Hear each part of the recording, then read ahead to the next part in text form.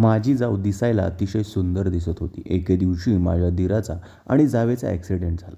तेव्हा माझ्या दीराचं जागेवर निधन झालं आणि माझी जाऊ लंगडी झाली. तिला चालता यायचं नाही. त्या नेहमी बेडवर पडून असायच्या आणि माझे पती नेहमी माझ्या जावेच्या रूममध्ये जाऊन आतून दार बंद करायचे. मला एका दिवशी संशय आला म्हणून मी माझ्या जावेच्या रूममध्ये छुपा कॅमेरा लावला आणि तो कॅमेरा माझ्या मोबाईलला कनेक्ट केला. जेव्हा माझ्या जावेच्या रूममध्ये जेव्हा मी माझ्या पतीला जाताना पाहिलं तेव्हा मी माझ्या मोबाईलवर पाहिलं ते पाहून मी बेशुद्ध पडले. माझे नाव निकिता आहे. माझ्या लग्नाला आता 6 महिने झाले होते. या दरम्यान मला माझ्या पतीमध्ये भूपेंद्रमध्ये बरेच बदल जाणवले. भूपेंद्र माझ्यापेक्षा त्याच्या वहिनीच्या बोलण्याचं जास्त मान द्यायचं. या गोष्टीमुळे मला वाईट वाटत होतं. लहान सहान गोष्टी तो त्याच्या वहिनीला सांगायचा आणि माझ्या महत्त्वाच्या बोलण्याकडे दुर्लक्ष करत होता. सुरुवातीला मला वाटलं होतं 10 वर्षांपासून त्याच्या वहिनीसोबत त्यांना बोलण्याचा सवय असल्यामुळे त्याला त्याच्याशी बोलण्याची सवय लागली असेल. परंतु त्याची पत्नी त्यांनी त्याच्या वहिनीसोबत बोलणे बंद करायला पाहिजे होतं. परंतु भूपेंद्र त्याच्या वहिनीमधला संवाद मला कधीच संपताना दिसला नाही. आता तर मला वाटत होतं की गोष्ट फक्त आपलेपणाची नाही, त्या दोघांमध्ये दुसरं काहीतरी आहे. माझी जाऊ दिसायला अतिशय सुंदर दिसत होती. तिला पाहून कोणीसुद्धा तिच्यावर जीव ओवाळून टाकेल. मला तिच्या भीतीमुळे मला तिची भीती वाटत होती. मला विश्वास बसला होता भूपेंद्र त्याच्या वहिनीच्या सुंदरतेला पाहून त्यांच्यापासून लांब जाऊ लागला.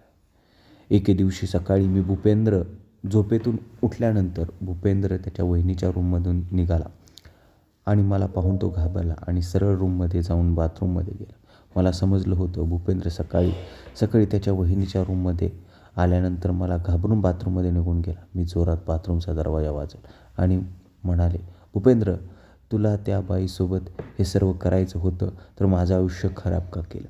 मी आत्ता माझ्या माहेरी जात आहे. माझं बोलणं ऐकून भूपेंद्रने दरवाजा उघडला आणि त्याने एक जोरात चापट माझ्या कानाखाली वाजवली. नंतर माझा पण राग अनावर झाला. मी जोरात त्याला चापट मारली. भूपेंद्रने माझ्या हातात धरून मला जोरात ओढत नेऊन बेडवर फेकलं आणि म्हणाला, निकिता, यापुढे कधीही त्यांच्याबद्दल असं बोलू नकोस, नाहीतर माझ्या एवढा वाईट कोणी नसेल. मी काही बोलणार तेव्हा भूपेंद्रने कपाटातून त्याचे अंगणात निघून गेला. मी बेडवर पडलेली होते, परंतु तो मला पाहायला सुद्धा आला नाही आणि सकाळचा नाश्ता न करता ड्युटीला निघून गेला. अर्ध्या तासात मी माझी बॅग भरली आणि माझ्या माहेरी रायपूरला निघाले. तेव्हा माझ्या जावेने मला विचारलं, कुठं जात आहात? मी तिच्या प्रश्नाचं काहीच उत्तर दिलं नाही. माझा अशा प्रकारे न सांगता जाण्याची बातमी भूपेंद्रला समजली. बस स्टँडवर जाऊन रायपूरची बसमध्ये बसून संध्याकाळपर्यंत मी माझ्या माहेरी पोचले. भूपेंद्र मला सतत कॉल करत होता, परंतु मी त्याचा कॉल रिसीव्ह केला नाही आणि घरी पोचल्यानंतर मी माझा मोबाईल स्विच ऑफ केला आणि माझ्या आईला सर्व काही सांगून रडत होते. तेव्हा आई म्हणाली, तू बरोबर केलं आहेस निकिता, तू इकडे निघून आलीस. आता तू भूपेंद्रकडे परत तेव्हाच जा जेव्हा भूपेंद्र त्या बाईपासून वेगळं राहायला तयार होईल. शेवटी भूपेंद्रजवळ कोणत्याही गोष्टीची कमतरता आहे. क्रांती चौक भागात त्याचे 2 फ्लॅट आहेत. तो तुला घेऊन वेगळं का राहत नाही? माझी लहान बहीण सोनी पण मला पाहून चिंतेत पडली. आता सोनीचे लग्न होणार होते. तिच्या लग्नाला 5 महिने बाकी होते. माझी अवस्था पाहून मी सुद्धा सासरी जायला घाबरू लागले. माझा लहान भाऊ सिद्धू जेव्हा ऑफिसमधून घरी परत आला तेव्हा मला अशा प्रकारे घरी आलेलं पाहून तो काळजीत पडला. सोनीने रात्रीचा स्वयंपाक केला आणि आम्ही सर्वजण एकत्र जेवायला बसलो. जेवण करताना मी माझा फोन ऑन केला होता तेव्हा भूपेंद्रचा परत कॉल यायला चालू झाला. माझ्या आईने पाहिलं तेव्हा ती रागात म्हणाली, तू फोन मला दे, त्या मूर्खासोबत बोलते.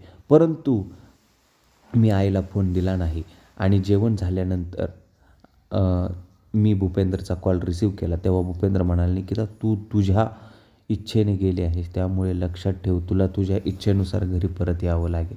मी काहीही झालं तरी तुला घेण्यासाठी येणार नाही. भूपेंद्रचे असे रागात बोलणे ऐकून मला सुद्धा खूप राग आला आणि म्हणाली, तुम्ही मला का घ्यायला येणार? तुम्हाला तर तेच हवं आहे ना? मी तेथून निघून जावं? आता मन भरून त्या बाईसोबत राहा. तुम्ही घ्यायला आले तरी मी घरात पाय ठेवणार नाही. या गोष्टीला 3 महिने निघून गेले. भूपेंद्र वाट पाहत होते. जर त्याला त्याच्या चुकीची जाणीव झाली असती तर पळत माझ्या सासरी गेले असते, परंतु असं काही झालं नाही. ती सतत त्याच्या कॉलची वाट पाहत होती, परंतु 3 महिन्यानंतर भरत आल्यानंतर एक कॉलसुद्धा आला नाही. आता मला वाटत होतं भूपेंद्रने मला सोडून दिले आहे. त्याला माझी गरज राहिलेली. जेव्हा मी एवढी सुंदर स्त्री त्याच्याजवळ असताना त्याला माझ्यासारखा साधारण स्त्रीची का आठवण येते. भूपेंद्रचा विचार करून उदास राहू लागले. माझी अवस्था पाहून माझ्या घरातील लोकांनी दुःख होऊ लागलं. जसजसं माझ्या लहान बहिणीचे लग्न जवळ येऊ लागलं, घरातील कामं वाढत जाऊ लागली. सोनीच्या लग्नाला आता फक्त 2 महिने शिल्लक राहिले होते. माझे वडीलसुद्धा 2 महिन्याची सुट्टी घेऊन घरी आले होते. त्यांनी मला सांगितलं, सोनीच्या लग्नानंतर ते माझ्या सासरी जाऊन भूपेंद्रला फायलन बोलून येतील. जर ते मला स्वीकारायला तयार नाहीत तर त्यांच्यावर हुंडा मागितला म्हणून केस दाखल करूयात. परंतु मला असं होऊ नये वाटत आहे. त्यामुळे जसजसं सोनीच्या लग्नाची तारीख जवळ येऊ लागली तशी माझी भीती वाढत होती. मला माहेरी येऊन 5 महिन्याचा कालावधी पूर्ण झाला होता. सोनीच्या लग्नाला फक्त 20 दिवसाचा कालावधी राहिला होता आणि लग्नपत्रिकासुद्धा आल्या होत्या. एका दिवशी मी भूपेंद्रला कॉल केला आणि विचारलं, भूपेंद्र, तुम्ही लग्नाला येणार नाहीत का? भूपेंद्र म्हणाला, मला तर अजून माहीतच नाही लग्न कोणाचं आहे. मी सांगितलं 6 तारखेला सोनीचं लग्न आहे. भूपेंद्र म्हणाला, पण मला तुमच्या घरातून कोणी याबद्दल काहीच सांगितलं नाही आणि लग्नपत्रिकासुद्धा दिली नाही. मी म्हणाले, तुम्ही या घरचे जावई आहे, तुम्हाला तर पत्रिका नसली तरी यायला हवं. भूपेंद्र म्हणाला, तुझ्या घरातली लोक मला जावई समजत असतील तर ना, परंतु तुझ्या वडिलांनी मला कॉल केला नाही आणि तुझ्या आईने पण कॉल केला नाही. मी म्हणाले, मी तुम्हाला सांगत आहे, एवढं पुरेसं नाही का? तेव्हा भूपेंद्र म्हणाले, ठीक आहे, मी लग्नाच्या दिवशी रायपूरमध्ये सोनीच्या लग्नाच्या दिवशी सकाळी उठून मी पिवळ्या रंगाची साडी नेसली. ती साडी मला भूपेंद्रने गिफ्ट म्हणून दिली होती. त्याला ही साडी सर्वात जास्त आवडत होती. मला विश्वास होता भूपेंद्र दुपारपर्यंत रायपूरमध्ये पोहोचेल आणि लग्नाचं वऱ्हाड गेल्यानंतर त्यांना रात्री इथेच राहावं लागेल. जेव्हा तो रात्रभर माझ्यासोबत राहील तेव्हा त्याचं डोकं जागेवर येईल. मी सकाळी भूपेंद्रला कॉल केला, परंतु त्याचं काहीच उत्तर मिळालं नाही. सकाळची संध्याकाळ झाली, परंतु भूपेंद्र आला ना त्याचा कॉल आला. मी खूप उदास होते. रात्री उशिरा सोनी आनंदच्या घरी गेली आणि मी दुःख मनात घेऊन आईला बिलगून रडत होते. पाहणाऱ्या माणसांना वाट होती मी सोनीला वाट लावली म्हणून रडत आहे, परंतु खरं तर हे होतं मी माझ्या नशिबावर रडत होते. रात्री उशिरापर्यंत जागूनसुद्धा दुसऱ्या दिवशी सकाळी मी लवकर उठले आणि मी आईला म्हणाले, आई, मी आजच माझ्या सासरी जात आहे. माझं बोलून ऐकून माझी आई माझ्यावर नाराज झाली आणि म्हणाली, जो माणूस तुझ्या बहिणीच्या लग्नासाठी वेळ काढू शकला नाही त्याच्याजवळ तुझ्यासाठी सुद्धा वेळ नसेल. तो वाट बघ, तुझे वडील पोलीस विभागात साधारण कॉन्स्टेबल असले म्हणून काय झालं? ते त्या भूपेंद्रला त्याच्या घरच्या लोकांना सोडणार नाही. पप्पांना जेव्हा समजलं ती सासरी परत जाते तेव्हा ते सुद्धा उदास झाले आणि त्यांनी मला सासरी जाण्यापासून रोखले. पण मी दिवसभर भूपेंद्रला कॉल करत होते, परंतु त्याच्या मोबाईलला अजूनसुद्धा स्विच ऑफ येत. रात्री मी उदास झाले आणि बेडवर जाऊन झोपले. आता भूपेंद्रच्या बाजूने काही अपेक्षा दिसत नव्हती. मला विश्वास बसला होता लवकरच माझं आणि भूपेंद्रचं नातं कायमस्वरूपी संपणार आहे. परंतु तेव्हाच अचानक माझ्या मोबाईलची बेल वाजली. भूपेंद्रचा कॉल आला होता. मी लगेच कॉल उचलला. तिकडून भूपेंद्रचा आवाज आला होता. तो रडत म्हणाला, निकिता, सर्व काही संपलं आहे. मी म्हणाले, अजून काही संपले नाही. जर तू आत्ता माझ्या घरी येऊन मला इथून घेऊन जाशील तर आपण नातं अजूनसुद्धा वाचवू शकतो. भूपेंद्र म्हणाला, मी आपल्या नात्याबद्दल नाही बोलत. एवढं बोलून भूपेंद्र पण रडत होता. मी म्हणाले, भूपेंद्र, काय झालं? तू एवढं रडत का आहेस? भूपेंद्र म्हणाला, 2 दिवसापूर्वी रात्री उशिरा भैया आणि वहिनीचा ॲक्सिडेंट झाला आहे. भैयाने तर जागेवर प्राण सोडला आणि वहिनी अजूनसुद्धा दिल्लीच्या एम्स रुग्णालयात ॲडमिट आहे. भूपेंद्रच्या तोंडावरून हे सर्व ऐकून माझ्या पायाखालून जमीन सरकली.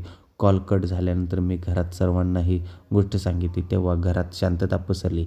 माझ्यामुळे माझ्या घरातील लोक भूपेंद्र भैया आणि वहिनीचा राग करत होते, परंतु जेव्हा त्यांनी दोघांच्या ॲक्सिडेंटबद्दल माझ्या तोंडून ऐकलं तेव्हा त्यांचा सर्व राग संपला आणि पप्पाने लगेच माझ्या लहान भावाला सांगितलं, दिल्लीला गाडी घेऊन जायचं आहे. सकाळच्या 4 वाजेपर्यंत आम्ही सर्वजण दिल्लीच्या एम्स रुग्णालयात पोहोचलो. माझी जाऊ सोनमची अवस्था अतिशय नाजूक झाली होती आणि माझ्या जावेला मूलबाळ होत